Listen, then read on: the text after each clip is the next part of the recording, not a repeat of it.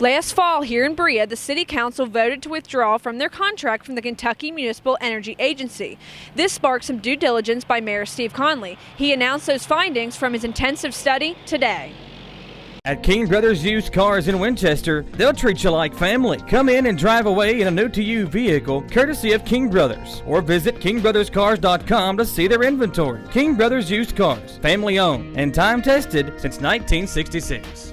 After a thorough delivery of the findings, the mayor thanked everyone for coming out to christen the new City Hall conference room amidst protestations from those in attendance as the question and answer session was cut short.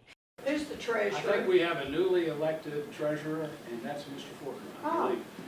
Thank you. Do you find that I already knew concerning? that, I just wanted you to say it. Is KYMEA privately owned, a co-op? Is it a public? Can we go buy stock in it? But the decision's already been made. The first thing to do is to distribute the report to the council members. That was out Friday. When can ratepayers expect to see these savings that are being gained from KYMEA? But I'd like to, just to clarify a few things, and it's not jury little. I've got the numbers. Then why don't you hold those, and you can have the stand, the microphone, the position, the podium immediately. We caught up with Mayor Conley as Councilmember Jerry Little then took to the podium to divulge his findings that he also compiled. I began that fact-gathering process, which I called a due diligence investigation,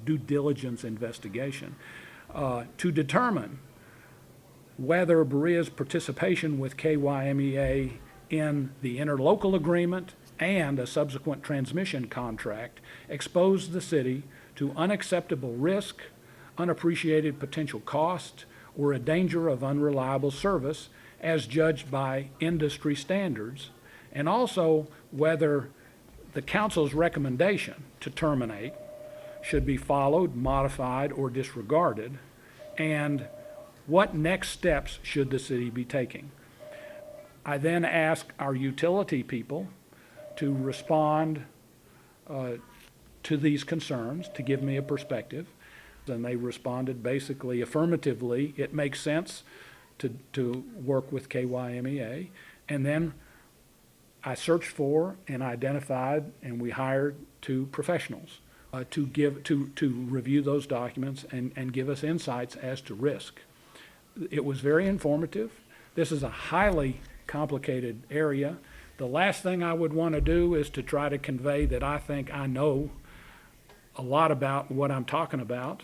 And so there are still lingering issues that need to be firmed up. And our experts suggested some of them. Strangely enough, or ironically enough, some of the more serious ones have to do with AMP, not KYMEA.